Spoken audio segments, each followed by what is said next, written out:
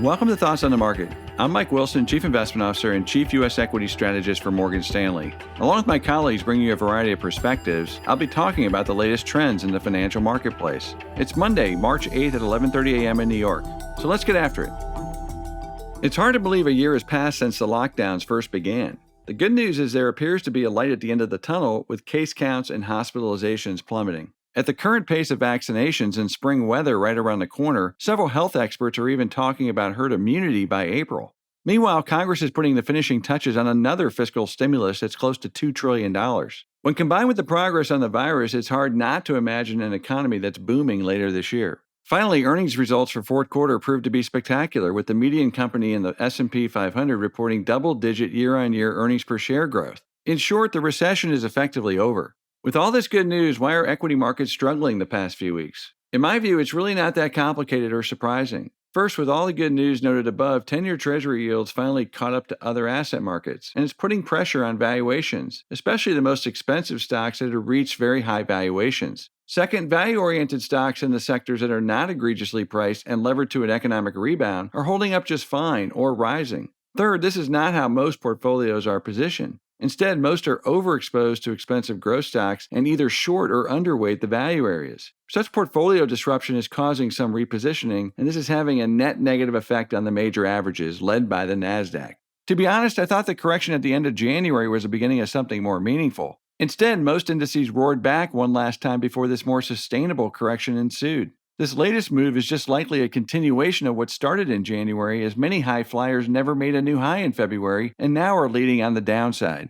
Ultimately, we think the bull market is intact, but three things tell me this correction has further to go. First, a nonlinear move in 10-year yields has awoken investors to the risk they thought was unlikely, if not impossible. As a result, equity valuations may move lower still in anticipation of the next 50 basis point jump in rates. In other words, the equity market now knows the 10-year yield is a manipulated rate that either can't or won't be defended. Keep in mind that markets lead the Fed, not the other way around, and we are now at that moment of recognition. Second, March represents the anniversary of the equity market collapse last year. This means there will be a big shift in the top and bottom quintiles of 12-month price momentum by the end of this month. Most of the stocks going into the top momentum quintile are value and cyclical stocks like banks, energy, and materials, areas we like. Conversely, many of the stocks moving out of the top quintile are expensive tech and other high-growth stocks, areas we don't like at current prices. This changing momentum composition is both a potential risk and an opportunity. Part of the rotation from growth to value has been due to better relative fundamentals or cheaper valuations. However, as these stocks move into the top quintile of price momentum and growth stocks move out, the rotation is likely to accelerate further.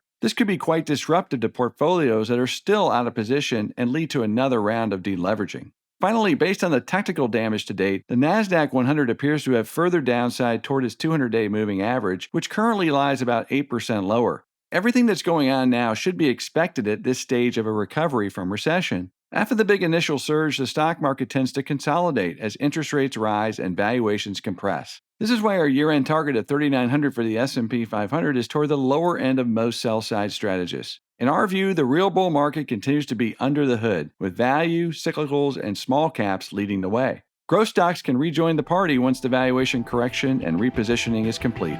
Thanks for listening. If you enjoy the show, please leave us a review on Apple Podcasts and share thoughts on the market with a friend or colleague today.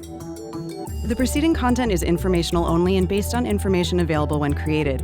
It is not an offer or a solicitation, nor is it tax or legal advice. It does not consider your financial circumstances and objectives and may not be suitable for you.